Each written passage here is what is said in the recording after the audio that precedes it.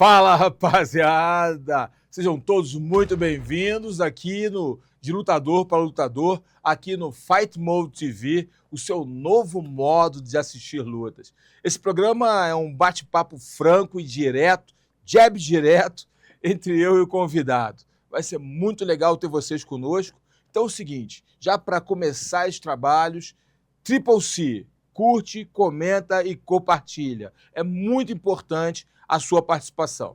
Beleza? O nosso convidado, como vocês já viram na thumb, é o cara de Moicano, que tem muito a falar. Quer saber mais? Então, segue o barco.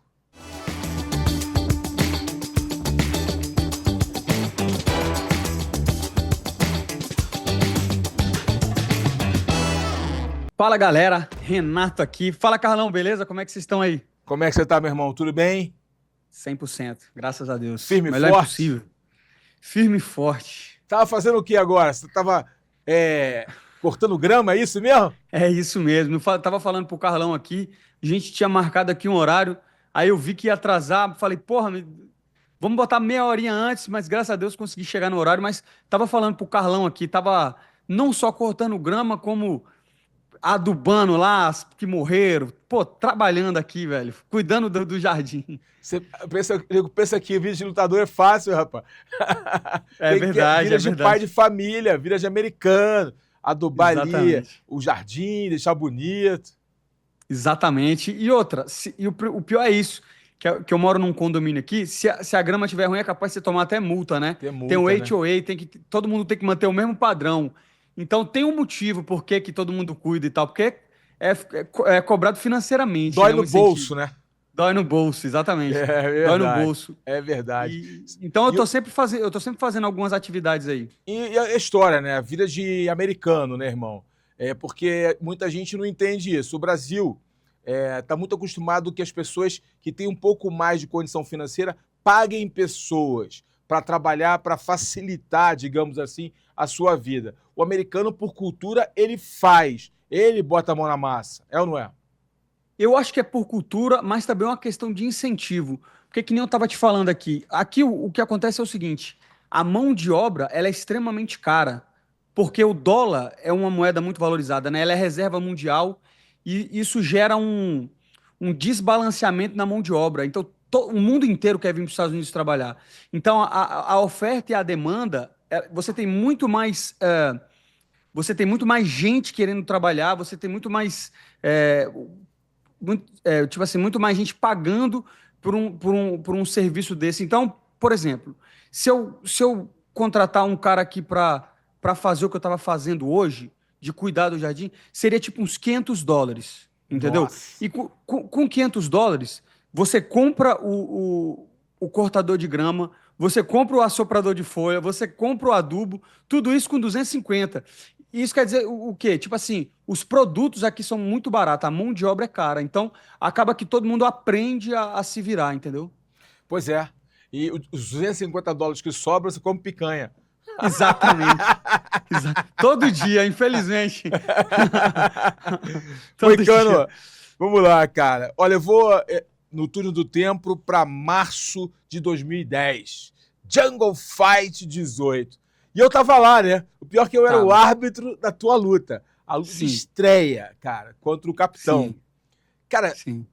voltando no tempo, o que você lembra daquela época que você estreou? A sensação da estreia. Você lembra disso? Eu lembro bem, cara, da minha estreia, que foi muito antes da tua. Eu lembro bem, uma sensação incrível de medo, satisfação e muita garra, muito desejo de fazer acontecer. Como é que foi pra você isso? Ah, eu também lembro. Eu também tava com muito medo, Carlão. Esse negócio de, tipo assim, é, é que nem a gente tava conversando em off aqui, né? Tipo assim, quando o cara vira lutador formado, que já é conhecido, luta no UFC, ele fica com muito medo de se expor, de ficar vulnerável. Então ele diz que não tem medo, diz que. Mas a verdade é que a gente é ser humano, todo ser humano tem medo. E quanto menos experiência você tem em algo, mais inseguro você fica. E imagina só, eu lembro bem porque, ao contrário de muita gente, a minha estreia já foi naquele dia, entendeu? A minha primeira luta de MMA foi no Jungle Fight, que comparado aos outros eventos da época, né, era um dos grandes, se não fosse Verdade, o o maior. maior, estava entre ele e o Chotô. Então, mesmo que tenha sido a minha estreia, eu acho que eu fui a primeira luta da noite, o que dá um pouco menos de peso e tal. Eu nunca tinha lutado nem para 10 pessoas, do nada eu estava num ginásio grande, com estrutura, com TV. E a verdade é que eu estava com muito medo. Eu estava com tanto medo que eu desliguei minha mente, entendeu? Então, tipo assim, é como se, sabe aquela criança que tá com medo ali, ela fala, isso não existe, isso não existe, isso não existe. Só que é o seguinte, quando eu vi, eu já tava lutando. Então, tipo, quando eu vi, eu tava batendo nele no chão, e aí eu olhava pra mim e falava, caramba, eu tô lutando mesmo, velho, eu tô lutando mesmo. Então, eu nem consegui, tipo, foi tanta emoção pra mim que eu não consegui nem. Agora, mais do que a estreia, foi a vitória. A vitória eu me lembro bem, porque é aí que começou um vício, né? Que é do lutador, que é de vencer. Porque eu me lembro bem do momento que eu venci, levantaram minha mão, vieram fazer entrevista, e eu falei, puta, isso aqui é a melhor sensação do mundo, velho. Eu venci, eu superei aquele medo, eu conquistei meus objetivos. Então, me parece que todo lutador, em qualquer momento da carreira, ele está sempre buscando esse momento de glória, esse momento de vitória, esse momento de realização. Então, eu me lembro muito bem e é uma sensação muito boa que traz quando eu lembro desse dia. E você quer aquilo de novo, né? Aquela dopamina de novo. Você fica, eu quero de novo, quero lutar amanhã, quero lutar amanhã. É muito louco isso, né? Porque você acaba de lutar, a euforia da vitória é incrível, realmente, como você colocou, e você, não, eu não me machuquei, eu quero de novo, eu quero de novo. Isso acontece direto. Vários lutadores, quando acabam de lutar na entrevista, falam, me coloca para lutar logo. Exatamente. E eu acho que cada pessoa tem que achar esse barato aí, entendeu? Porque a gente, como lutador, isso é o que nos dá esse prazer. Eu imagino para um cara que seja advogado, seja ganhar uma causa. Eu imagino que para o médico seja salvar um paciente, entendeu? Então, eu acho que isso é muito mais da natureza humana do que só do lutador. É tipo, encontrar o seu lugar no mundo, onde você é bom, o que você faz bem e ter sucesso. Cara, isso é a dopamina, né?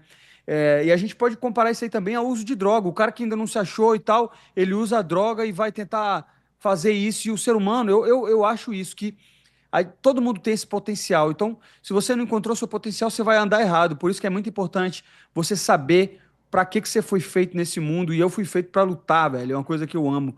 Mais do que lutar, vencer, porque perder também é muito ruim. É proporcionalmente ruim a vitória.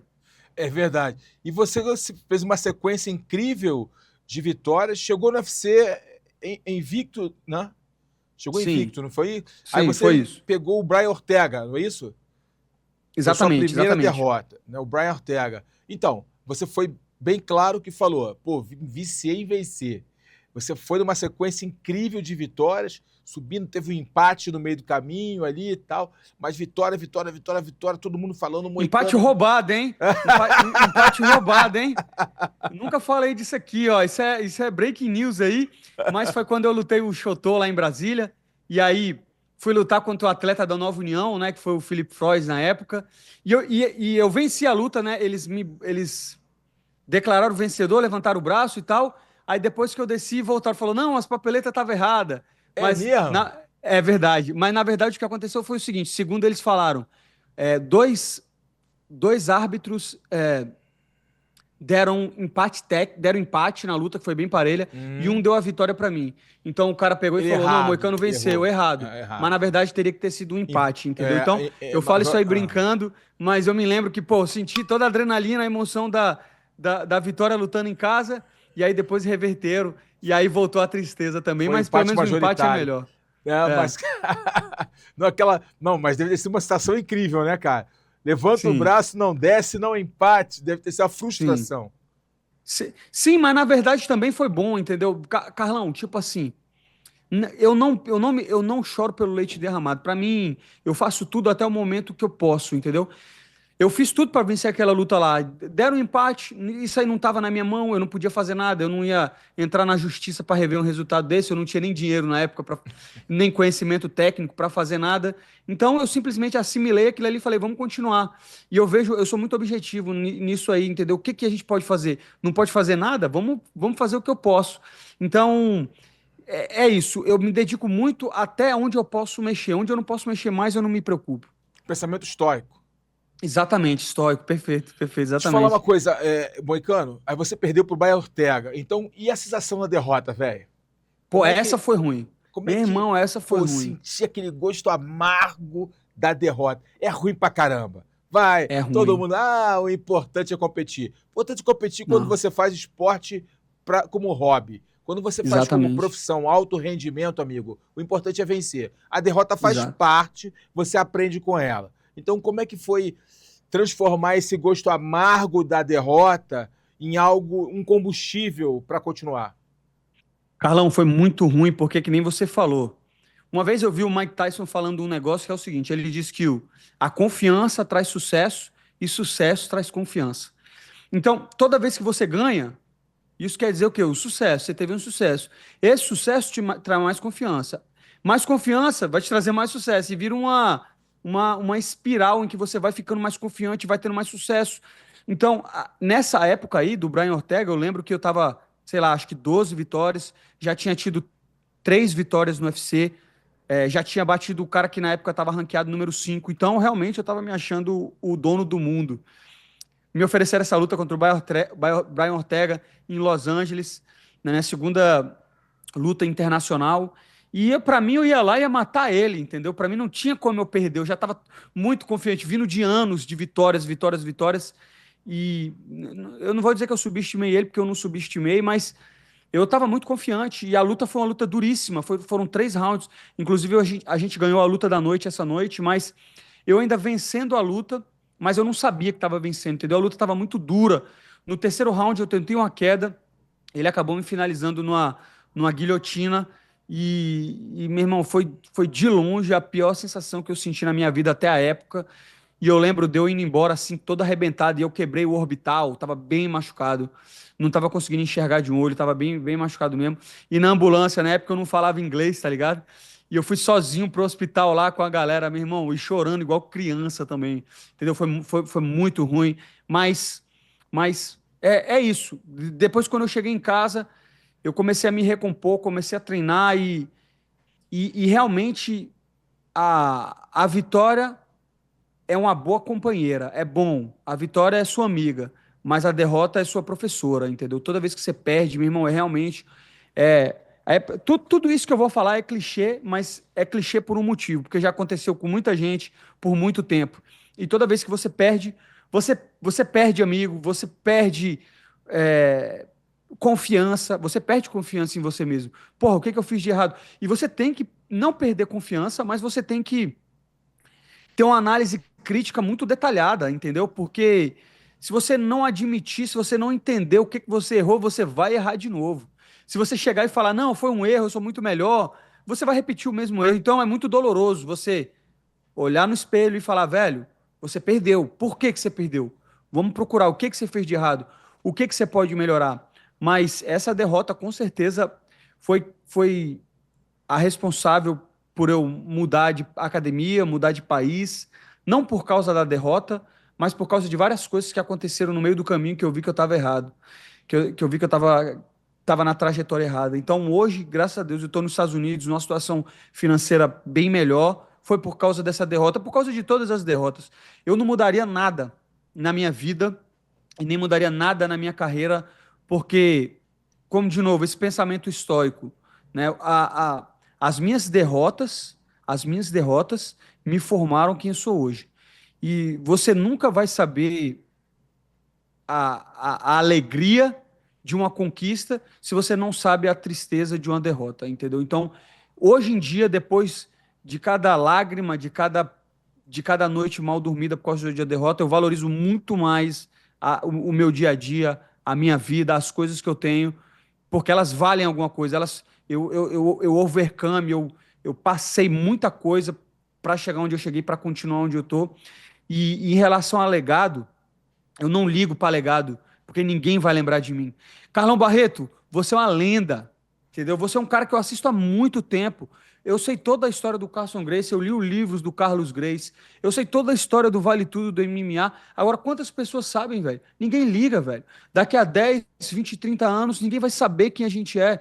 Olha o Anderson Silva, entendeu? Esse é o maior exemplo. O Anderson Silva, não é que ele foi um cara que nem é o Poatan hoje, não. Ele foi muito maior que o Poatan, se você for olhar como um todo, época que a Globo estava forte. O tempo, o momento que ele teve, foi um momento de Exato. furar a bolha. Ele Com furou certeza. muito mais a bolha. O Poatan, sem dúvida, hoje é o principal lutador do UFC, eu diria até não só brasileiro hoje, mas o Anderson Silva, ele tinha uma parada diferente, cara. O Ele, mundo mesmo o conheceu jeito que ele. ele lutava, único. E as pessoas esqueceram, velho. Hoje essa geração de 18 anos, às vezes eu falo Anderson Silva, eles nem dão moral. Então, quem é Renato Moicano? Quem é? Daqui a 5 anos ninguém vai lembrar. Eu lembro o seguinte do Marlon Moraes. O Marlon Moraes é um cara que é muito amigo meu aqui. Fera, muito bom Na lutador. subida dele, cara, esse cara, todo mundo era caralho. Tinha Quando ele, até medo até dele. ele tinha até medo, exatamente. Hoje em dia, ele nem trabalha mais com MMA. Você vai falar de Marlon Moraes, a galera, tipo, nem lembra. Não, com Então, certeza. É muito isso que eu imediatista. fico pensando, e por isso que eu fico pensando, velho, eu vou ligar para legado porque os outros acham, velho, eu quero, por isso que eu quero dinheiro, entendeu? Para depois. Não, acho que o legado, eu acho que o legado não é nem para as pessoas, é para os filhos. Tipo, Certo. quando eu penso em construir um legado, o que eu já fiz, o que eu investi, o que eu empreendi na luta, o que eu me doei para a luta, tanto dentro como fora do tatame, esse projeto mesmo aqui que eu estou fazendo, não é para o meu legado de pessoal, o Carlão é isso, o Carlão é aquilo. Isso eu não estou nem aí, porque isso é matéria, isso aqui vai acabar, o que importa é o eterno com Deus. Eu sou cristão, é assim que eu penso, entendeu? Isso aqui é passageiro, é efêmero. Porém, eu penso nos meus filhos, nas minhas filhas, nos meus netos. Pô, quando pensar em mim, pensar, pô, quem era o Carlon Barreto? Meu pai era assim, exato, assim. Meu avô era assim, assim, assim. Perfeito. É esse que é o meu legado. Eu penso dessa maneira. As pessoas passam. Eu concordo, mas deixa eu te perguntar, sem querer ser desrespeitoso, você sabe quem é seu bisavô? Porque eu não sei quem foi meu bisavô. Eu sei que é meu avô. Meu bisavô, eu não tenho ideia, com certeza. Por isso que eu quero marcar na minha família. Por exemplo, eu tenho pai de 4 meninas, né? Então, eu tenho uma relação diferente do passado. Então, você sabe que no passado, criança nem falava. Eu peguei isso, tá, irmão? Eu peguei isso. Meu pai, minha mãe, estavam numa reunião assim, alguém com adulto, eu queria falar alguma coisa, eles só me olhavam do lado assim, cala a boca. Criança não fala. Criança fala com criança e quando falar com o pai, é os dois ali. Tá adulto, é a voz do adulto. Eu fui criado assim. Então imagina há 3, 4 gerações atrás. Você nem falava, não tinha entrada, não tinha essa liberdade que existe hoje. A comunicação era outra, as pessoas tinham dificuldade de se comunicar e entender o ser humano. As relações humanas eram muito mais limitadas no que tange a entender o outro lado, né? A empatia. Então, hoje eu sento à mesa com as minhas filhas e dou voz a elas. Seja a menorzinha, a gente troca ideia. Pai, eu não gostei disso, achei isso aqui legal. Pai, eu gostaria de melhorar assim. E a gente dá instrução, a gente educa. Porque é isso que o pai faz. O pai educa, dá o norte para o filho seguir. Se o filho vai seguir aquilo ou não, são as escolhas da vida. Agora, então, é esse legado que eu quero dar.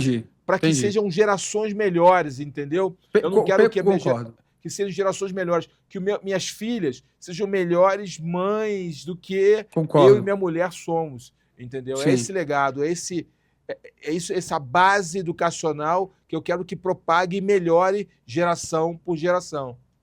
Pô, e eu não podia concordar mais com você. Eu fiz esse ponto para dizer só o seguinte: é que, tipo, eu acho que não importa o quão bom você for, uma hora vão te esquecer.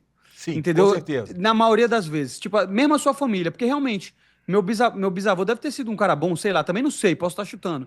Mas tipo, esse negócio para na família também.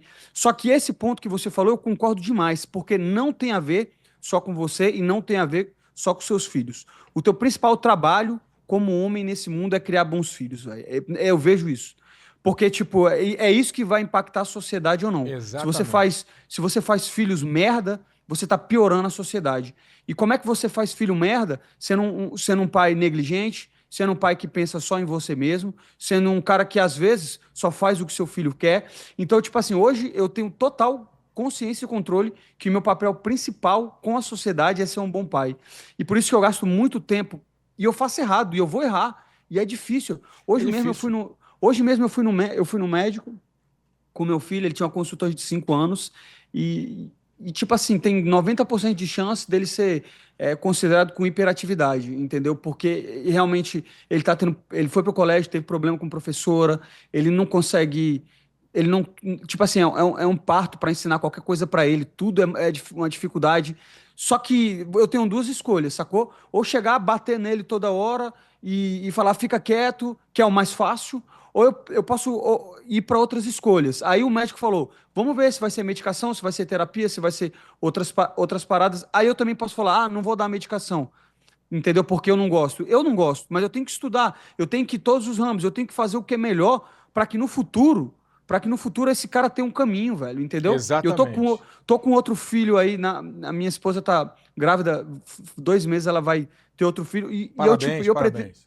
Pô, obrigado. E eu pretendo, enquanto Deus me der saúde e me der dinheiro, eu vou tendo mais filho. Porque é exatamente o que você falou. Tipo assim, se eu cumprir meu papel de homem na sociedade, se eu ganhei dinheiro, se eu tenho um bom mindset, meu irmão, a minha contribuição aqui vai ser gerar mais pessoas parecidas comigo. E não menos. Então eu vejo isso como uma obrigação Uma moral obrigação moral.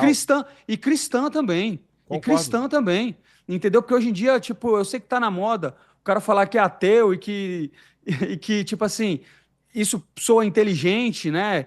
Mas a verdade é que o seguinte, velho, eu tenho minhas convicções religiosas e eu tenho certeza que, dentre tudo que eu faço, ser um homem de família e pai é a coisa mais importante, porque isso aí vai impactar muito na vida dos outros também, não é só na minha. Então, só quando eu falo de legado, é isso, legado esportivo, essas paradas. É lógico que eu quero ganhar dinheiro, é lógico que eu quero ser campeão, mas se você só se mede pelo que você conquistou no seu trabalho, tem algo de muito errado com você. Muito Quero o errado com meu você. problema. Quero o meu problema. E eu acho de muito lutador. De repente o cara tem uma autoestima ruim, aí o cara se acha bom no esporte, e daqui a pouco tudo que ele é um lutador. Tudo que ele faz é um lutador. Meu irmão, olha pra você, tem alguma coisa errada, você tem que melhorar. Entendeu? Porque isso aí não é nada, é que nem você falou, é matéria que vai ser destruída. E tudo isso que você vai deixar, a única coisa que você pode deixar é uma família, é uma coisa sólida. Meu irmão, são, na minha visão, de novo, que é que nem você falou, mas são os fundamentos cristãos e uma boa sociedade. Então, eu demorei muito para entender isso. Tipo assim, você estuda muito, você lê muito, você vê muito, você conversa muito, para entender que o certo era o que a vovó falava, entendeu? É verdade. No final, volta porque a vovó falava, né? Volta porque a vovó falava, exatamente. Então, é engraçado, velho. Moicano, você toma a decisão de morar nos Estados Unidos após uma derrota. É, o De quanto morar não, de vir. de vir, né? É. De ir para os Estados Unidos. Ah, não foi morar. Primeiro você Não, foi e indo treinar aí, fazendo camps. eu amava muito o Brasil, entendeu? Por quê? Porque eu estava acostumado com um jeitinho brasileiro, eu estava acostumado com tudo de errado, entendeu? Eu estava acostumado tipo, treinar final de semana, beber, fazer coisa errada, entendeu? Tipo, meu irmão, isso é o mais fácil, ser vagabundo, entendeu? O Brasil Atalhos. tem. O Brasil a gente sabe como é que é, entendeu? Você tá lá, você conhece todo mundo, você tem muitos amigos, você quer ir para festas, tá ligado? Você quer beber, você quer, entendeu? Então eu sempre gostei disso. Eu tinha academia, eu conhecia bastante gente, eu estava bem estabelecido em Brasília, mas eu percebi que eu precisava vir para uma academia maior.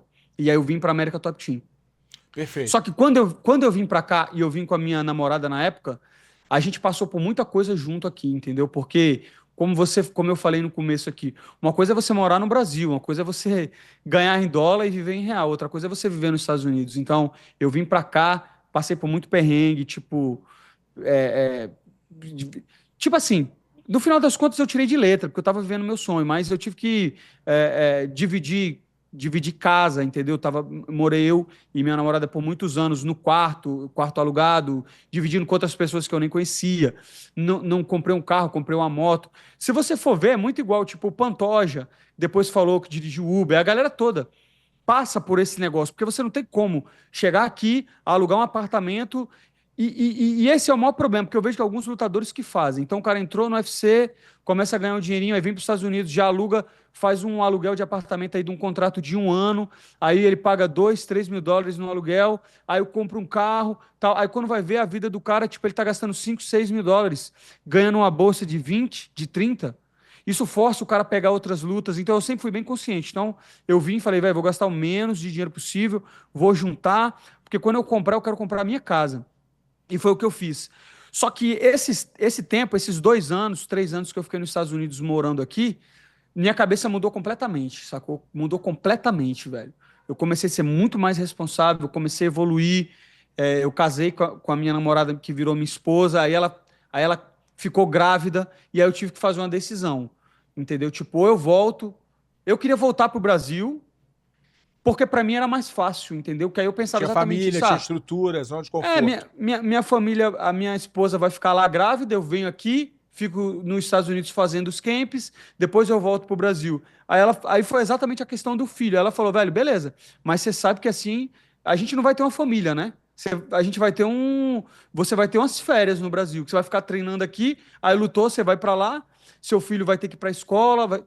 Aí eu falei, pô, ela tem razão. Então a gente teve que fazer uma escolha. Ou vinha todo mundo para os Estados Unidos, ou ia todo mundo para o Brasil e ficava essa vida dividida. Então, eu falei, não, vou comprar uma casa, vou dar entrada no Green Card. Então, até ficar nos Estados Unidos aqui mesmo, virar residente e ficar de uma vez, foi por causa da família, entendeu? Para ficar todo mundo junto, para ter esse contato. Senão, é muito fácil também, entendeu? A família no Brasil, eu morando aqui, e não ia ver nada, não ia ver como é que meu Crescimento filho ia dos crescer. filhos, enfim, É, o tudo. fortalecimento do casamento, enfim. Exatamente, exatamente. Então, E, é, até isso foi por causa disso. foi por causa. Importante. E esse teu toque é importante, porque nós vemos muitos atletas olhando assim, eu quero morar nos Estados Unidos, eu quero treinar nos Estados Unidos, por isso, por aquilo. Cada um desses motivos. Eu não vou entrar nesse lado. Mas a mudança para os Estados Unidos não é só simplesmente mudar endereço, não é geográfico, é de mentalidade, não é verdade? Yeah.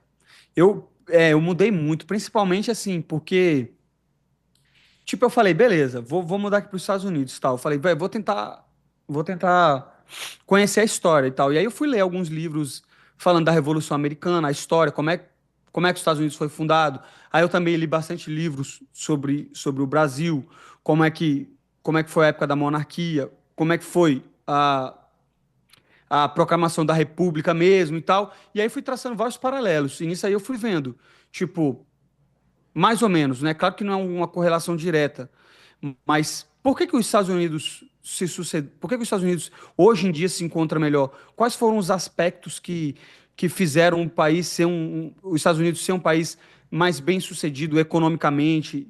E na verdade, ter sido hoje, né, a maior potência econômica de todos os tempos, né, a maior economia. Isso tem vários fatores históricos. Então, nisso eu comecei a estudar história, comecei a estudar política, comecei a estudar economia, porque eu mudei. E aí, tipo, em vez de eu ficar no YouTube, eu comecei a fazer outras paradas. Comecei a ver como é que era. Outra coisa que é tipo, que nem, por exemplo, eu vou dar um exemplo para você. Você é do Carson, uma academia lendária de saber de vários lutadores. O que acontece é o seguinte, às vezes o cara até entra meio frango d'água lá, entendeu? Um cara fraco.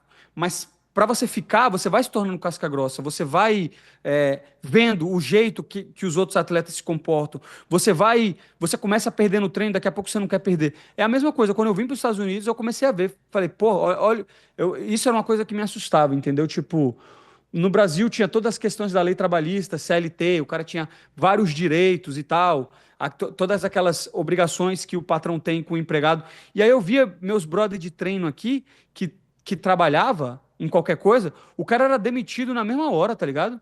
Tipo assim, se o cara trabalhou uma semana na empresa, aí o patrão chegava simplesmente e falava, ó, semana que vem não precisa voltar não, toma o teu salário. E aí eu comecei a ver, aí eu achava isso ruim no começo, mas depois eu vi que o cara achava um emprego do mesmo jeito, rapidamente, entendeu? Como a economia se movimentava por causa dessa mobilidade, de não ter tantos impostos, de não ter tantos encargos e tal. Então, o que eu quero dizer é o seguinte, quando eu vim pra cá, aí você começa a conversar com o americano, começa a conversar com o dono da América Top Team, que é um puta de um capitalista, um cara inteligente, cara que tem dinheiro, o cara que sabe de negócio. E eu comecei a me perguntar, comecei a mudar demais. E aí, tipo, aí quando eu ia pro Brasil, conversava com meus brothers do Brasil, e eu via a cabeça deles e falava: caraca, esse cara tá com a mesma cabeça. Pra te dar um exemplo, é isso. Eu tô com 35 anos. A última vez que eu fui em Brasília, tinha um brother meu de 35 anos lá da rua da minha mãe, que ainda tá falando em estudar pra concurso, velho. Tá ligado? Com 35 anos, velho. Por quê? Porque Brasília é isso, velho. O que que você vai fazer em Brasília? Você vai estudar para concurso. Então, isso deixa a cabeça das pessoas, influencia demais no lugar que elas estão, entendeu? A pessoa não vê, não tem outros horizontes, não tem novas experiências. Então, tipo, eu mudei demais quando eu vim para os Estados Unidos e foi difícil o começo para me adaptar, mas hoje em dia eu chamo aqui de casa, né? Não porque eu nunca vou ser americano, eu não me sinto americano, mas eu gosto da tranquilidade, eu gosto de. Apesar que falta, o brasileiro, ele é sempre. O brasileiro é um cara muito legal de você conviver, o brasileiro é muito mais relaxado, tranquilo, engraçado. Mas todos os outros fatores é que são difíceis, entendeu? No Brasil, insegurança, violência, insegurança jurídica, todos esses papos aí que a gente está cansado de ouvir, entendeu? Mas eu só falei isso tudo para dizer o seguinte: quando eu mudei para os Estados Unidos, eu fui forçado a ver o mundo de outra forma, e isso aí meio que mudou a minha mente. Ou você fica e aprende, ou você vai embora. Não tem jeito, né? Exato, e tem muita gente que vai embora, tem muito brasileiro que chega aqui, começa a treinar, o bicho não consegue aprender a língua, não consegue se adaptar, o dinheiro vai acabando e o cara é expulso, né? Naturalmente, não pela academia, não por ninguém, mas simplesmente o ambiente ele não consegue se adaptar. Uma seleção natural, mais ou menos. E, Exatamente, e- e essa é a palavra. agora, me diz uma coisa, Renato, você foi para os Estados Unidos, né, durante um tempo, foi e voltou, até que você teve, junto com a sua esposa, né? Na verdade, ela que te deu essa virada Isso, de chave, e sempre é mulher. sim, Então, uma mulher sábia edifica um lar. Então, perfeito, essa virada de chave, pô, preciso escolher. A vida é feita de escolhas. Você escolheu perfeito. ficar nos Estados Unidos e começou uma caminhada de sucesso. E aí eu te pergunto, o padrão de treinamento, tá? Nos Estados Unidos é bem diferente do Brasil? Quais são as diferenças mais significativas de um treinamento nos Estados Unidos para um treinamento no Brasil? Pô, Carlão, eu acho muito difícil eu generalizar e dizer Estados Unidos e Brasil. Porque, eu não sei se você sabe, mas eu era lá de Brasília, uma equipe muito boa, mas uma equipe muito pequena, Constrictor Team. Muito Era uma boa. equipe de. Era muito boa, tinha muita gente boa, os treinadores muito bons, mas ao mesmo tempo era uma equipe que, por exemplo, quando a gente começou o MMA lá, a gente estava treinando o MMA com um cara que era praticante de jiu-jitsu, entendeu? Então o cara chegava, é, ia treinar meio-dia lá o kimono, depois tirava o kimono e fazia MMA. Então, a maior diferença é isso. No Brasil é difícil, porque, por exemplo, você tem a Fight Nerds, você tem a Nova União, você tem a Team Nogueira, que são equipes já grandes, que tem um schedule e tal. Lá na Constrictor Team, onde eu treinava, era muito mais no amor, sacou? Na paixão. A galera querendo fazer virar, mas não tinha uma estrutura, entendeu? Tipo, eu me lembro de já estar no UFC e chegar na academia às vezes e não ter ninguém, entendeu? Não ter ninguém para você treinar. Várias vezes eu cheguei, aí eu olhava o tatame e não tinha ninguém. E às vezes não é nem culpa dos caras, porque a maioria da galera lá dava um trampo de segurança, ou então era garçom, e aí, tipo, o bicho tirava o horário do almoço para treinar, e isso sendo atleta profissional de MMA. Então a gente ainda conseguiu ter muitos atletas, né, pela qualidade técnica lá dos treinadores, pelo também a mesma coisa que tem no Carson, né, que tipo, você vai juntando casca grossa, o treino vai ficando bom também, porque a galera vai aprendendo com si mesmo, mas a maior diferença é isso, você vem aqui na América Top Team para treinar, treinando na segunda-feira, você tem um tatame com, sei lá, 80 pessoas, dessas 80 pessoas você tem, no mínimo ali, no mínimo no tatame você vai ter uns 10, 15 que é do UFC, 5, 6, 7 que é do PFL, que é do Bellator. Então, todo mundo que está ali é atleta profissional que só faz isso. Isso aumenta o nível do treino demais, né? Isso sem falar o tanto de professor, são muitos professores, entendeu? Você tem o Parrumpinha, você tem o Gabriel, o Ivan. Então, você tem muito treinador de boxe, você tem treinador de wrestling, é muito dividido. Mas eu acho que o principal fator mesmo é o fato de você de todo mundo que tá ali, tá no mesmo, tá na mesma página, entendeu? Todo mundo profissional, todo mundo chega lá para ganhar dinheiro, horário certinho, tudo, entendeu? Eu acho que é mais essa pegada. Mas me parece que, por exemplo, essa Fight Nerds tem esse mesmo padrão. Por isso que eu não gosto de generalizar. Então eu vim de uma academia muito pequena direto para uma academia muito grande. Aí fica difícil para mim comparar.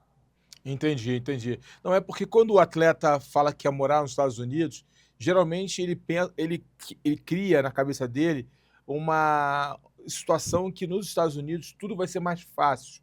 Ele vai poder treinar mais, vai poder se dedicar mais, e às vezes ele se ilude um pouco. Não que não seja, né? Mas ele geralmente cria esse sonho, essa ideia, e quando chega, ele não está preparado para aquele treino, ou às vezes as coisas não saem como ele pensa e acaba se frustrando. Como você bem colocou, ele vem gastando muito dinheiro, e aí não luta sempre, e acaba se frustrando, batendo e voltando. E aí, quando Sim. ele volta frustrado. Sim. Não, eu concordo, isso aí que você falou, eu concordo 100%, porque disso eu posso falar. É a mesma coisa. Você chega aqui esperando que vai ser totalmente diferente, mas a gente tem que lembrar que a gente está tratando com humanos, os problemas vão ser o mesmo, entendeu? É que nem trocar de mulher, vai trocar o endereço, mas os problemas sempre continuam os mesmos, entendeu? Você vai ter problema, nada é 100%. A gente está convivendo num ambiente tipo assim, e tem uma diferença brutal, porque, por exemplo, no Brasil, eu tinha um ambiente de treino muito mais amigável, porque era uma academia pequena, todo mundo que eu treinava era meu amigo, acabava se tornando amigo. Na América Top Team, não é assim, entendeu? Você tem inimigos mesmo. Às vezes você tem cara que você não gosta, que ele vai estar treinando lá. Às vezes tem cara que você vai lutar. Às vezes tem cara que é da mesma sua categoria, que está no ranking. E não só isso. Por exemplo, direto na América Top Team chega aí um cara que já é do UFC e ele chega lá e eu vejo que ninguém dá moral pro cara, velho. Entendeu? Porque é só mais um, velho. Você não vai ter o mesmo tratamento, entendeu? De um cara que tá no Brasil, numa academia menor. Então depende muito, velho. Não saia com a ilusão, principalmente se você ainda não tá num grande evento, se você ainda não tem dinheiro suficiente para se bancar. Eu vejo o cara fazendo exatamente isso. O cara vai, é, é, vem com a cara e com a coragem e, tipo, tenta chegar aqui, fica um pouco sem moral, fica um pouco deslocado, fica servindo de sparring também, entendeu? Tipo, os treinadores vêm, só bota o cara na furada, tá ligado? Só bota pra apanhar, só bota em treino duro. Quando vai ser luta do cara, não tem estrutura. Então, é isso. Aqui não tem a ver com amizade, aqui tem a ver com trabalho. É, mas também tem gente que vem, então é difícil. Eu não gosto de falar para as pessoas nem vim e nem não vim. Porque uma vez eu fiz essa mesma pergunta para o Rauch e para o Natan, que foram campeões do PFL. Então os dois chegaram aqui, eu não lembro se estavam vindo de derrota ou vitória, mas lutavam em eventos pequenos no Brasil, largaram tudo lá. Eu não sei nem se eu podia estar falando isso, mas se não puder, me desculpa aí, viu, galera? Mas eu vou falar do Natan e do Rauch, que essa foi a conversa que eu fiz, que eu falei com eles. Então, por exemplo, chegou, trabalhou de pintor, tá ligado? Se virou, trabalhou, tal. Os dois ganharam US$ 1 milhão no torneio do PFL. Então, para eles, valeu Valeu a muito a pena. pena. Valeu a Valeu pena. muito a Ah. pena. Entendeu? Só que desses dois, quantos não fizeram a mesma coisa e não ficaram no meio do caminho? E muitos. Então, não tem como eu chegar para dizer para você e falar, faça isso ou não faça isso. O que eu falo para você é estude, não se iluda. Pode dar errado. E tem uma coisa que nem você falou aí que é muito interessante de escolhas, tem um conceito econômico para isso, custo de oportunidade. Custo de oportunidade é a escolha que você fez no momento em que nunca mais volta. Entendeu? Então, se você tem 20 anos, eu quero ir para os Estados Unidos, eu quero ser lutador. Se você vem e passa 5, 6, 7 anos tentando e você não vira, e os 7 anos que você jogou fora, que você podia estar aprendendo outra profissão, podia estar fazendo outra coisa, podia estar botando seu dinheiro, seu investimento em outra parada. Por isso eu falo, não venha depender de Moicano, do Carlão Barreto, isso tem que partir de você. O que você quer fazer na sua vida que mesmo que dê tudo errado, você ainda vai sentir prazer, se sentir feliz e você ter um mínimo de chance de dar certo. Então, é uma questão muito pessoal. Mas não se iluda, a América não é as mil maravilhas. Com certeza. O que eu geralmente, muitos atletas, início de carreira, me procuram. Carlão, o que você acha da minha carreira? Você acha que eu vou conseguir chegar? Pergunta como fosse oráculo. Sim, Eu falo, cara, primeiro que cada um tem um caminho diferente, uma jornada. Então é difícil, como você bem colocou, eu falar para você fazer isso ou aquilo. Mas sabe quais as perguntas que eu faço? Primeiro a pergunta que é clichê, mas é bem essa. Qual é o teu sonho? Aí o cara, meu sonho é ser lutador profissional. Aí eu falo, é mesmo? É esse teu sonho? Então eu vou te fazer uma pergunta. Se eu te der agora R$ 1 milhão, você continua sendo lutador? Se o cara responde sim, sim, então, meu irmão, mergulha de cabeça. Agora, não, 1 milhão, eu vou. Pô, não, não tá bom. sim, Então, amigo, não sim. é pra você. Esse game não é pra você. Faz outra coisa. Perfeito. E você está muito certo, porque realmente, por exemplo, hoje eu fico falando dessa parada aí de money, mas não tem a ver com dinheiro, principalmente no começo da carreira, porque se você. Ih, caramba, calma aí. Deixa eu só sair do negócio aqui que. Não, o que eu tava falando é o seguinte, principalmente no começo da carreira, se você vai pensando em dinheiro, esse não é um jogo para ter dinheiro, não. Porque no começo você não vai ter dinheiro no começo, né? Vai ser muito difícil. Você vai pagar para lutar na maioria das vezes, até você fazer o dinheiro, fazer um nome. Então, é isso, é algo que você vai fazer mesmo que você não receba. Mas se você for bom o suficiente, depois você vai colher os frutos. Então, eu acho que a sua pergunta é muito válida. E eu mesmo, no começo de carreira, se você me falasse, você quer R$ 1 milhão agora ou você quer ser lutador? Eu, na época, com toda certeza, falaria, não, eu quero ser lutador, porque eu não estava lutando por dinheiro.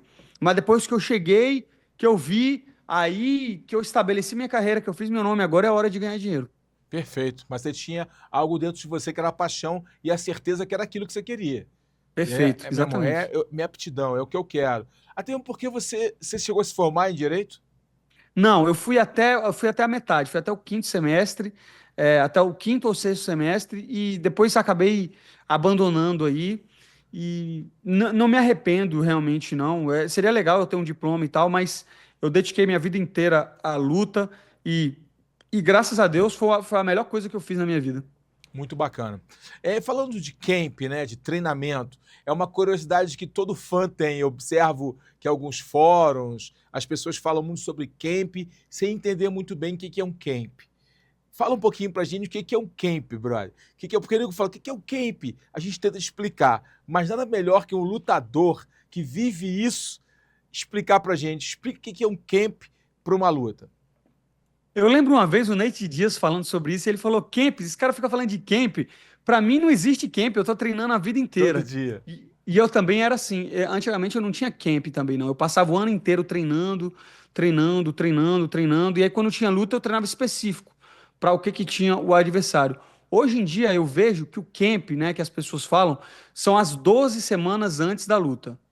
Então, são aproximadamente ali 3 meses, pode variar um pouco mais, um pouco menos, mas são 3 meses que o cara vai sair do zero e para poder estar preparado para uma luta, né? Eu basicamente eu não preciso disso, porque eu estava falando aqui um pouco mais cedo, agora foi a primeira vez que eu estou muito tempo sem treinar. Eu passei um mês praticamente sem treinar, mas é, por todas as circunstâncias. Minha última luta foi finalizado muito rápido, fiquei muito frustrado. Aproveitei para fazer tipo conteúdo para o YouTube, o algoritmo estava indo bom, então eu estou bastante focado em internet. Mas sem ser isso, eu estou sempre treinando. E aí, o meu camp, quando eu falo assim, o meu camp, são 8 semanas que eu começo a fazer sparring bastante pesado e faço um schedule realmente pesado, focado na luta. Porque o que acontecia é o seguinte, eu não sei se acontecia isso com você, quando você ainda lutava, Carlão, mas eu sempre treinei 2 vezes por dia a minha vida inteira. Só que agora eu tô com 35 anos. Quando eu comecei a ficar com 31, 32, 33, eu já comecei a ficar de saco cheio de fazer 2 treinos por dia, tá ligado? Comecei a ficar estafado mesmo. Aí comecei a fazer um treino por dia só de manutenção. Então, se eu vou para uma musculação, eu tô sem luta, eu não treino. Se eu faço um treino de manhã, eu não malho à tarde. Então, eu fico, tipo, mantendo um treino por dia de manutenção. E aí, quando eu chego no camp, não. Aí eu faço o que tem que ser feito. 8 semanas de dedicação, de dieta, dormir cedo, né? É claro que eu tento manter uma vida regrada, positiva, uma vida no sentido de dormir cedo, comer bem, mas essas 8 semanas é que você não pode errar, entendeu? Que você tem que estar lá para entregar a sua melhor performance, inclusive mentalmente, como você estava falando. Eu uso essas 8 semanas para, tipo, que nem Jesus no deserto lá. Você tem que, né, passar 40 dias e 40 noites focado ali é, em não fazer nada de errado, e aí você chega na luta e tem uma boa performance. Na minha época eu não tenho como parar, tá? Porque épocas diferentes, a mentalidade era diferente e o conhecimento era escasso. Então não havia um conhecimento, não tinha uma programação de lutas. Você estava treinando, o telefone vermelho tocava, atendia e vai para porrada. É outra Exatamente. história. Então poucas vezes você tinha uma luta programada durante Entendi. muito tempo, há 3 meses. Não, era um mês, 2 meses, enfim. Então você tinha pouco tempo. E outra coisa, nós tínhamos a cultura de treinar até morrer. Treina, treina, treina, treina, 3 vezes por dia que for possível.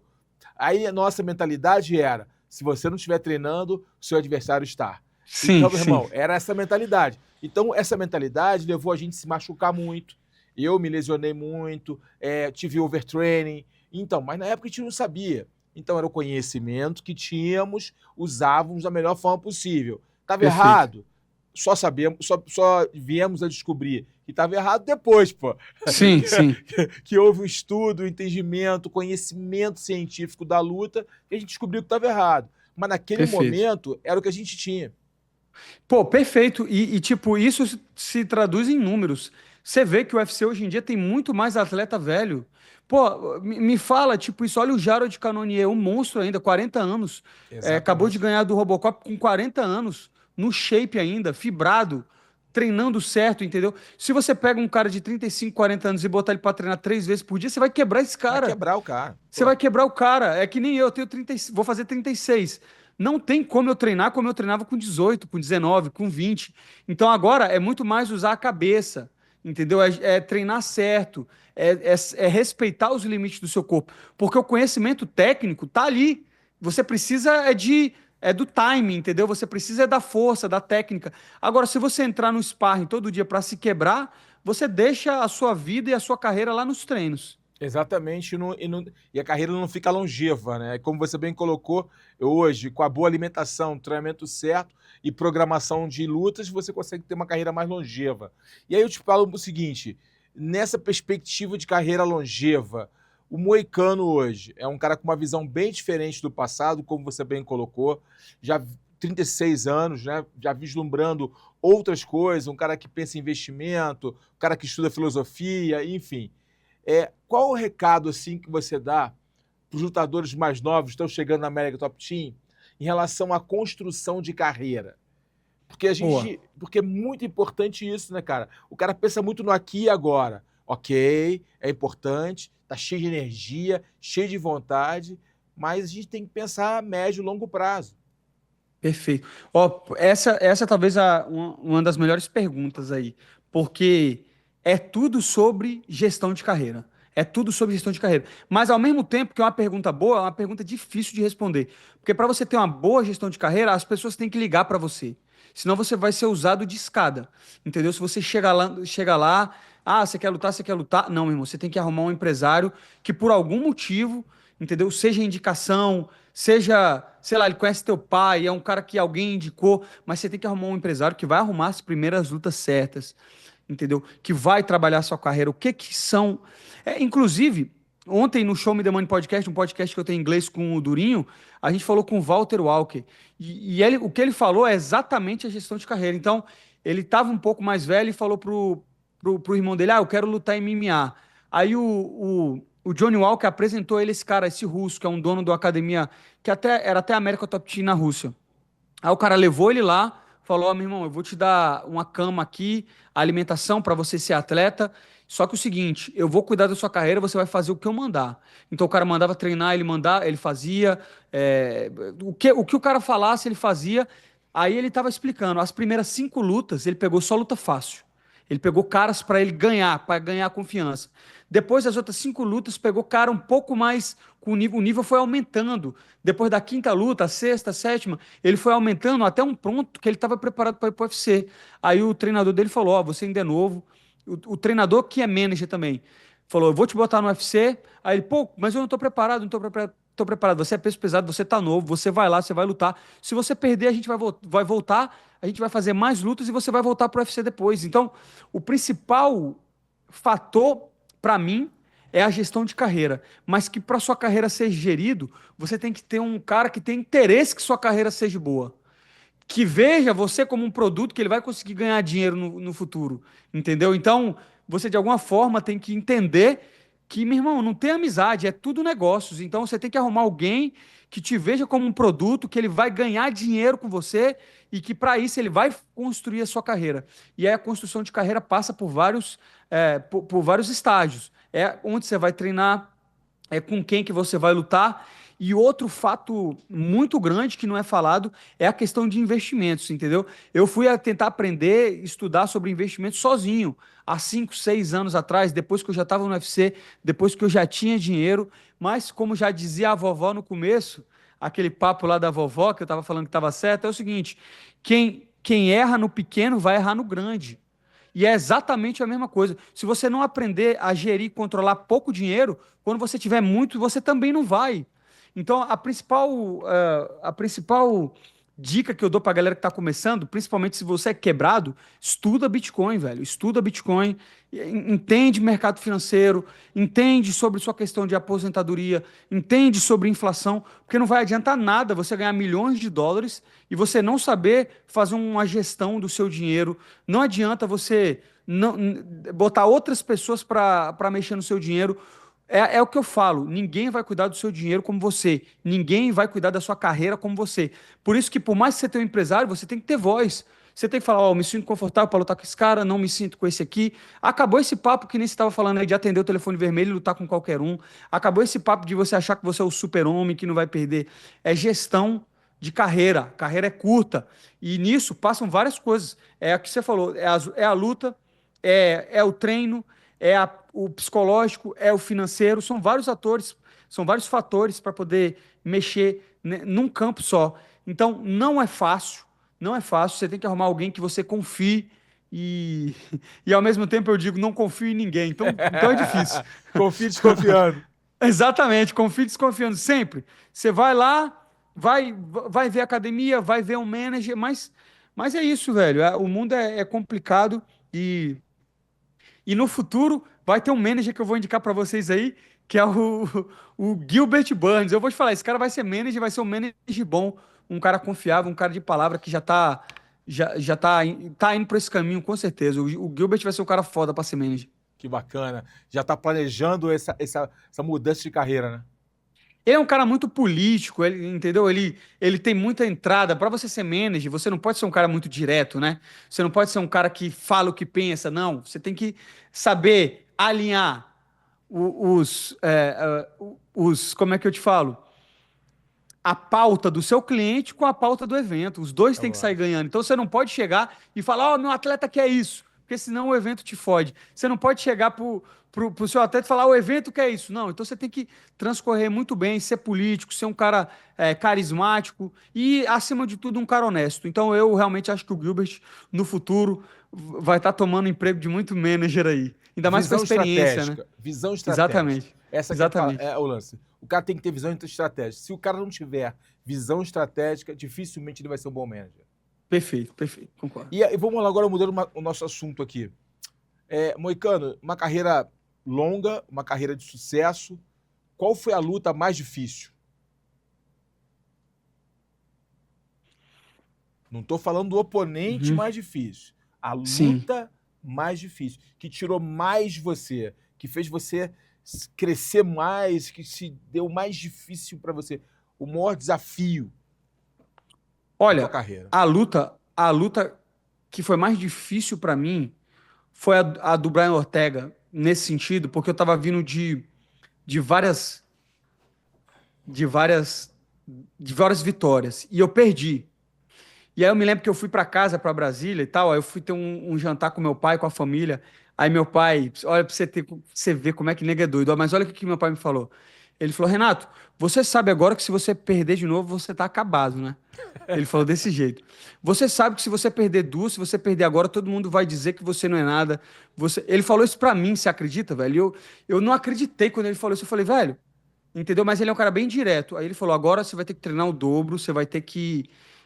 Porque se você perder a próxima, você vai estar acabado. E de certa forma ele tinha razão, porque eu ainda estava no começo do UFC e a gente vê bastante atletas aí no começo que perde duas, três e nego manda embora. Como foi vários caras aí, caras, pô, muito melhores que eu, caras muito famosos, cara com muito mais potencial. A gente vê o caso do Adriano Martins, que foi o cara que nocauteou o próprio Makhachev, perdeu duas lutas e foi mandado embora. Então eu entendo de onde o meu pai estava vindo, sendo o mais realista possível. Mas isso foi foda, porque ficou na minha cabeça durante muito tempo até a próxima vitória. Então eu me cobrei muito, foi muito difícil, velho. Nessa insegurança, eu ainda não tinha uma estabilidade financeira, eu ainda não tinha dinheiro. Então, por exemplo, se o UFC me manda embora amanhã, pra mim tá tranquilo, vou ter outras coisas pra fazer, velho. Hoje em dia eu tenho confiança que qualquer coisa que eu fizer eu vou me dar bem, porque eu sou determinado, eu sou focado e eu vou fazer dar certo. Só que quando eu tinha 25 anos eu não acreditava nisso, entendeu? Eu não sabia. E eu pensava, meu irmão, se eu for mandado embora do UFC eu tô fudido, velho, entendeu? E de certa forma tava. Então, é essa luta. Mas ao mesmo tempo, essa minha última luta aí que eu perdi pro Makhachev, é uma luta que tem sido muito difícil, que eu vou ter que reorganizar muita coisa, porque pô, o cara me finalizou muito rápido, velho, entendeu? Eu fiquei muito abalado com isso aí, velho. Muito rápido. Primeiro round, um triângulo de mão. E, tipo, na chance da minha vida, ali era a chance da minha vida que eu podia mudar a minha história. Mas, de novo, é o que eu te falei, eu tirei esse tempo para entender sobre isso. Estou fazendo ainda algumas mudanças, estou em processo de várias mudanças e vou fazer a única coisa que eu posso, que é me dedicar 100% e da próxima vencer, me mostrar melhor e buscar a minha chance. Se eu vou ter outra chance de lutar pelo título, não sei, mas o que eu posso te dizer com certeza é que essa luta aí reacendeu o meu sonho de ser campeão mais do que nunca. O que- Entendeu? Mais do que nunca. Olhando, você está analisando essa luta, né? Que eu acho muito importante o atleta ter essa cabeça. Eu não tinha essa cabeça na sua época, tá? Quando eu perdia, eu não queria nem ver a minha luta, né? Eu tinha vergonha da minha performance. Então eu demorei para digerir isso, para entender isso e ter maturidade para saber entender uma luta, ler uma luta e aprender com o erro, né? Porque a gente fala muito, nunca se perde, sempre se aprende. Depende. Nem todo Depende. mundo está preparado para falar essa frase. Muita gente Sim. perde e não entende nada do que está acontecendo e mergulha mais ainda no poço. Agora, você está sentado, olhando, estudando a luta, entendendo não só a luta, tudo o que aconteceu. Aí eu te pergunto, uma provocação para você. Se o telefone tocar agora, você treinando, tá? Vamos dizer, numa situação diferente, atípica, você treinando, o telefone toca. Moicano, vamos te dar mais uma chance pelo título. O que você faria diferente? Eu, eu faria basicamente, o que que eu teria feito diferente nessa luta? Basicamente ali não levantado. Agora é fácil dizer, né? Porque eu tava estudando para lutar com o Dariush, ele tinha um jogo um pouco diferente, mas a verdade é o seguinte, eu tenho dado mole nessa posição há muito tempo, entendeu? Porque eu tava treinando com wrestlers aqui, tem um cara muito bom chamado Grant Dawson, a gente tá vendo ele bem na categoria aí, Grande, e tipo forte. assim, forte, e tipo assim, quando ele chegou aqui na academia, eu derrubava muito ele, meu irmão, pegava as costas, dominava ele no chão. Só que o que aconteceu foi o seguinte, ele foi aprendendo e agora eu não consigo mais segurar ele, entendeu? Tá muito difícil de segurar ele no chão. Eu derrubo e não consigo segurar ele no chão. E ele tem um estilo de levantar de wrestler que é realmente levantar, entendeu? E aí eu falei, bom, se eu sou bom de jiu-jitsu e não tô conseguindo segurar ele, eu vou fazer a mesma coisa, eu vou levantar. E aí na academia eu tava fazendo isso, tipo, em vez de confiar na minha guarda um pouco mais, eu tava sempre querendo levantar de qualquer jeito. E foi esse erro que eu cometi na luta do Islam, entendeu? Era uma luta que eu tava bem em pé, ele me derrubou, então, ele caiu por cima ali na minha guarda. Ele não estava nem me batendo, entendeu? Só que eu comecei a ver as vaias e comecei a ficar desesperado no seguinte sentido. Eu falei, velho, a galera tá do meu lado, porque ele tá por cima, né? Tá vaiando, entendeu? Eu tenho que voltar em pé para não perder o round. E aí nessa eu expus o pescoço lá. Então, eu faria o que eu sempre faço, que é assistir muito mais as lutas dele, ficar focado nas coisas que ele faz. E, obviamente, o grande erro ali foi tentar levantar numa posição que eu nem estava exposto, entendeu? Se eu tivesse tomando muita porrada, aí eu teria que levantar. Mas do jeito que estava, ainda no primeiro round, com mais 4 rounds para ir, entendeu? Foi um erro de iniciante, um erro, é, um erro tremendo. Mas, de novo, eu não posso fazer nada em relação a isso, mas é, já tem algo que eu possa fazer, independente de eu lutar título ou não, e eu já conversei com o Parrumpinha isso aí, são duas coisas.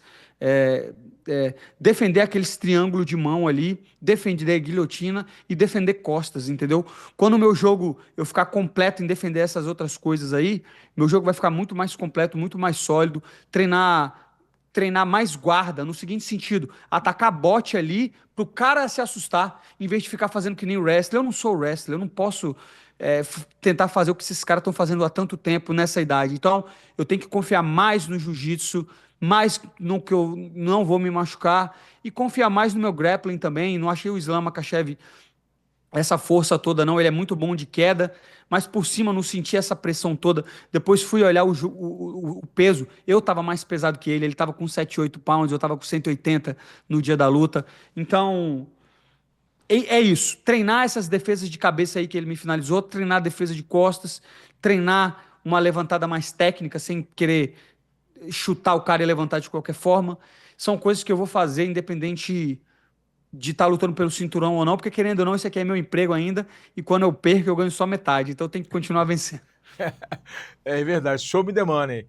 Show E me the money, exatamente. uma coisa importante, agora você tem primeiro voltar a treinar, tal, se recompor para uma próxima luta. Você tem alguém no seu radar? Na verdade, não. Na verdade, não. Quero ver o que o UFC vai fazer aí. A categoria tá muito embolada.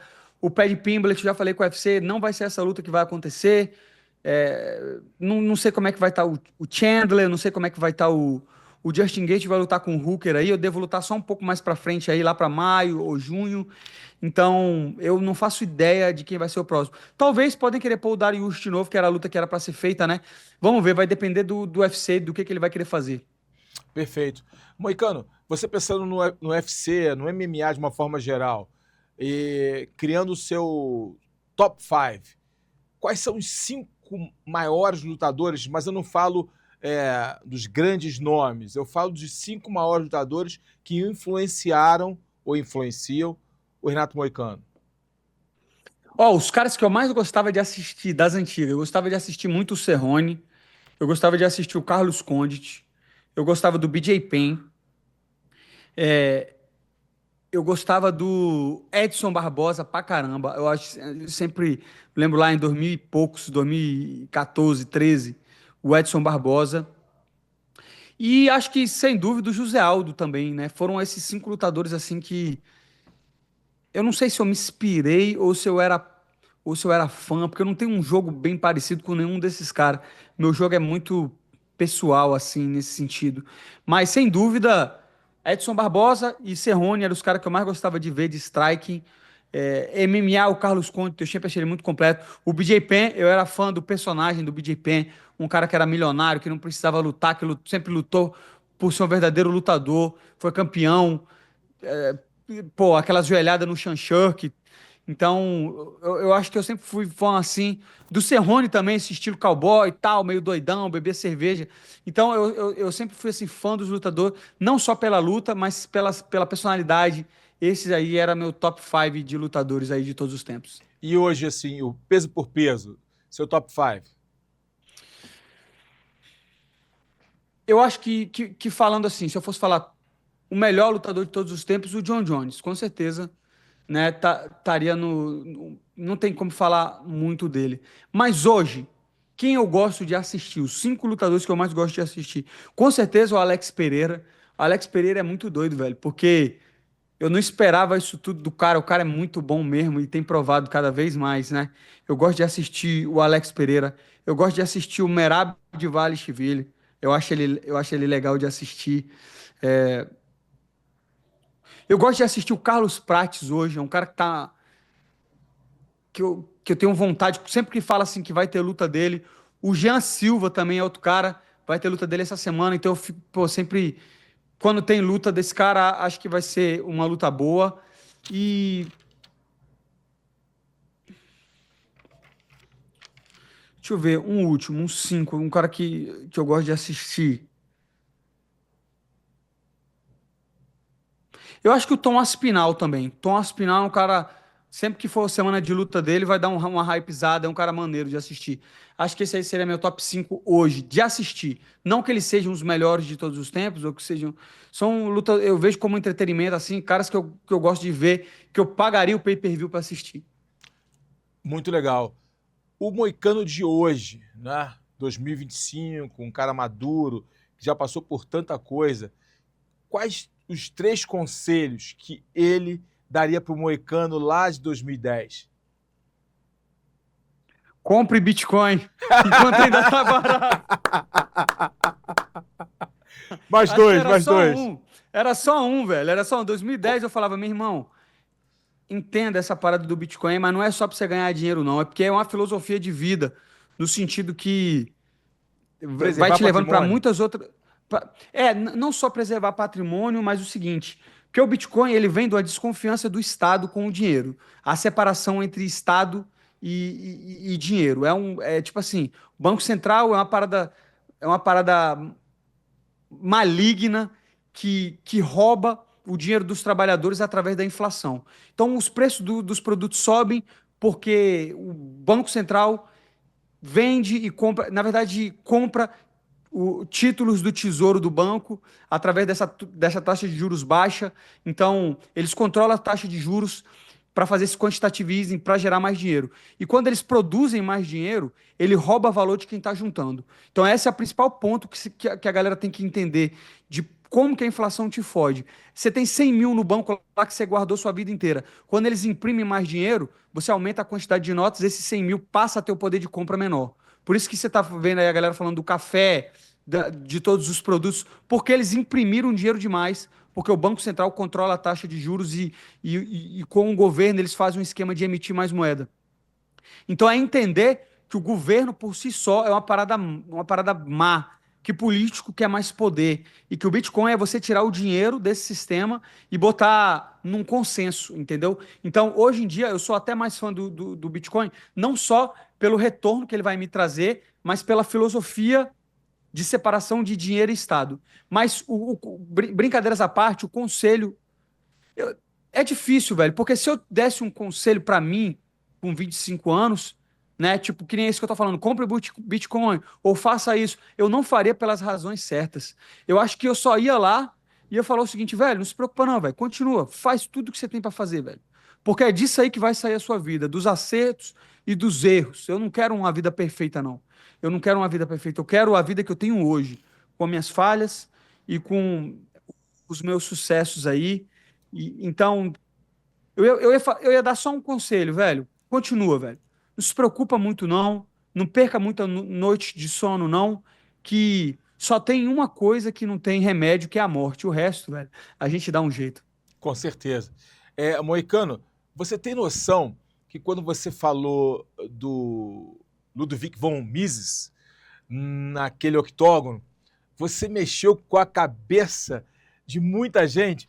Não estou falando só de gente da luta, não. Estou Sim, falando que foi uma mensagem tão poderosa que muita gente que nem falava de MMA ou que nem conhecia MMA foi ver aquele final ali, você falando, mandando a mensagem para ler ali as 6 lições de Mises, enfim, você trouxe um impacto e uma visão diferente do próprio lutador para os fãs. certo. Você, todo mundo falava de você. Eu vi alguns podcasts sobre economia. Ah, tem um cara, o tal de Moicano, que falou isso e isso. Você Sim. tem ciência do impacto que você criou? Foi engraçado, né? Porque na época, né? Isso já vai fazer um ano. Eu fiquei impressionado, porque na época o Milei da Argentina retuitou esse negócio, o próprio Jordan Peterson, que é um cara que eu admiro muito, e isso aí, isso aí foi um tópico mundial, que eu acho que surpreendeu muito um cara lutador que vive apanhando aí, falando de economia austríaca, né? É. Mas desde lá eu me aprofundei muito mais na economia austríaca, tenho estudado muito mais. E aí eu vejo, de novo, que a economia austríaca, ela é aquele negócio que a vovó falou, não é nada mais, nada menos que o bom senso. É que a sua avó vai pegar e vai falar para você, olha, gasta menos do que você ganha. É isso, entendeu? Gasta menos do que você ganha. Junte um pouco do seu patrimônio, entendeu? Tenha boas escolhas. Aí o cara vai, estuda, faz um monte de teorias de escola para entender que é exatamente isso, velho.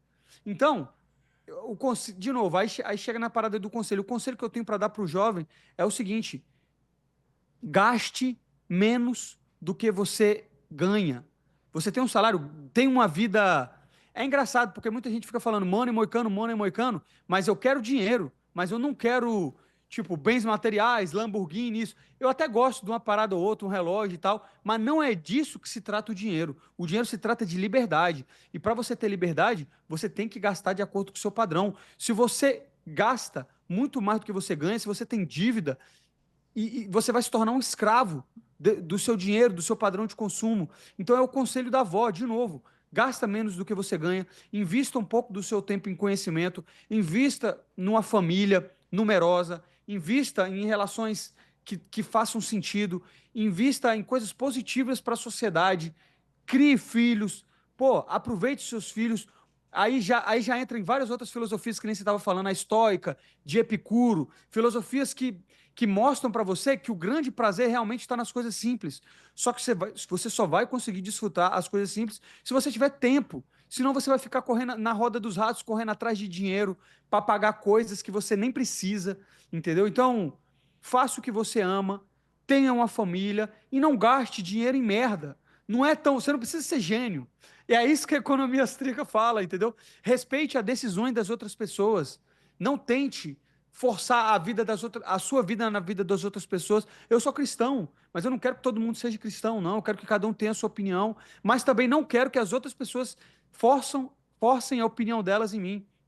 Então, foi muito interessante, porque era isso que eu estava estudando. Esse livro das 6 lições é um livro introdutório muito bom, que para pessoas burras que nem eu é muito bom você começar com introdução, entendeu? Você não pode querer já chegar lendo Ação Humana ou um livro super complicado. Não, começa pela introdução, ele vai te explicar o que é inflação, o que é o aumento da base monetária, o que é capitalismo, o que é socialismo, o que é investimento externo, por que isso é importante. Num livro pequeno, de, sei lá, 100 páginas, 150 páginas, você vai ler, se você tiver interesse, você vai buscar mais, mas o fato é isso, tem uma vida frugal, né? Uma vida simples, aproveite o valor das coisas simples, porque eu tenho comido bastante picanha, mas se você comer picanha todo dia, você vai perder o valor da picanha, ela vai se tornar carne moída. Por isso que você tem que, mesmo com dinheiro, se obrigar a não ter tudo o que você quer, porque como agora eu não vou saber dizer o nome do filósofo, mas ele falou o seguinte: o desejo tem duas formas de nos humilhar, né? Concretizando o que você quer e não concretizando o que você quer. Você pode passar a vida inteira frustrado, querendo ser campeão e não conseguir, ou também você pode ser campeão e ver que não era aquilo, entendeu? Por isso, dê valor nas coisas simples e, e se você puder também, acredite em Deus, porque se você não acreditar em Deus, em alguma outra coisa você vai acreditar, entendeu? E o problema é o que você bota no lugar. Exatamente. Aí eu aconselho a ler, todo mundo ler Eclesiastes, um livro da Perfeito, Bíblia, perfeito. escrito por Salomão, né, o homem mais rico que teve, que pediu a Deus sabedoria e ganhou riquezas, e ele fala ao final: tudo é correr atrás do vento. Exatamente. Exatamente, tudo é vaidade, né? Tudo é Hoje ou vaidade, amanhã tudo é tudo já foi vaidade. feito e tudo é vaidade, exatamente. Então se preocupa menos. É difícil também o cara se libertar da vaidade intelectual, da vaidade da vaidade que te satisfaz, né? Entendeu? Mas é o que você tem que buscar isso pelo menos. Muito bom. Vamos fazer um bate-bola aqui, uma manopla? Eu vou levantar a Bora. manopla, você bate de primeira, não pode pensar muito não. Perfeito. Jiu-jitsu ou MMA? MMA. Capitalismo ou socialismo? Capitalismo, que não existe mais, né? Não existimos mais no capitalismo. A gente tem o crônico capitalismo, que é o capitalismo de Estado aí. Hoje em dia acabou o capitalismo real. Investir em imóveis ou bitcoins? Bitcoin. Não invista em imóvel, não, principalmente se você está no Brasil, porque você vai pagar imposto voluntário e só dor de cabeça. Inclusive, eu não vou nem comentar. Vamos embora. Brasil Bitcoin. ou Estados Unidos? Sabe o que eu vou falar? Nenhum nem outro. Você. O seu país deve ser sua família. Boa.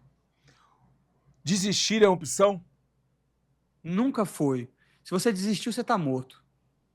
Disciplina ou foco? Disciplina. Família? Tudo meu. Tudo que eu faço é pela minha família, cara. Tudo. Deus? É todo poderoso. É engraçado, não tem como eu falar em uma palavra, porque é o seguinte, eu fui criado numa família religiosa, mas eu passei muito tempo sendo ateu, e esse foi um dos grandes motivos que a derrota por Ortega foi muito ruim, porque eu não acreditava em Deus, não acreditava em nada, eu vi que a vida não tinha sentido nenhum, e esse niilismo, também comecei a ler Nietzsche, e o niilismo me fudeu. E a minha vida só voltou a ter o sentido e a felicidade que eu tenho hoje, sabendo seja feita a sua vontade. Seja feita a vontade de Deus, eu tiro toda a responsabilidade, a ansiedade, medo, e eu coloco na mão de Jesus. E isso aí não tem preço, você viver uma vida sem ansiedade. Moicanos de 2010 ou Moicanos de 2025? 2025, com certeza. Com certeza. Pô, Moicano, foi muito bom esse bate-papo. Obrigado pelo seu tempo. Foi muito legal. Tenho certeza que a rapaziada que vai nos assistir vai curtir bastante. Foi um período aqui que a gente teve, uma hora e pouquinho, de muita profundidade. As suas palavras são palavras interessantes, importantes, e que se as pessoas tiverem um mínimo de inteligência emocional, intuitiva e analítica, vão ter aprendido muito contigo. Pô, Carlão, obrigado. Vou falar sério, uma grande honra estar aqui no podcast falando com você, trocando essa ideia. Uma lenda, pavimentou o caminho do Vale Tudo, do MMA, foi para a Rússia, brigava com todo mundo, um monstro sempre. E é como a gente falou, a gente não deve ligar para legado, mas eu, como atleta, tenho que pagar meus respeitos aí para o Carlão Barreto, para a família Grace, para o Carson Grace, para o Hélio, para o Carlos, para todo mundo que veio antes de mim. E uma grande honra, sério mesmo, uma grande honra, porque uma das coisas que eu queria ser atleta era isso também, entendeu? Ter o respeito das pessoas do meio, ter o respeito e, pô, só de você me convidar aqui, me sinto honrado e um grande bate-papo que a gente teve nesse momento aí, passou para mim muito rápido. Obrigado pela oportunidade e sempre que precisar, estou aqui. Obrigado, Moicano. Olha para a câmera e manda uma mensagem para a galera aí. Pô, galera, agora você já sabe, é no YouTube aí, Fight Mode TV, dá a curtida. Se você chegou até aqui, meu brother, deixa no comentário, assistir tudo, Moicano, porque isso aí engaja demais. Parece brincadeira, mas eu também tenho um canal no YouTube, vai lá, Renato Mani Moicano, conteúdo diário. E essa pedida de like, esse compartilhamento, isso faz com que o algoritmo entenda que o negócio é relevante e passe essa mensagem para mais gente. Quantas pessoas não precisam entender que a inflação é causada pela base monetária, que você deve praticar um esporte, que você deve acreditar em Deus? Um podcast com mensagem extremamente positiva com a lenda aqui, Carlão Barreto. Então, a minha última mensagem é: deixa a curtida, porque é de graça e o conteúdo é bom. Grande abraço, Carlão. Muito obrigado aí, todo mundo da produção também. Obrigado, Moicano. É isso, galera. Porque aqui o papo é diferente. É de lutador para lutador. Até a próxima.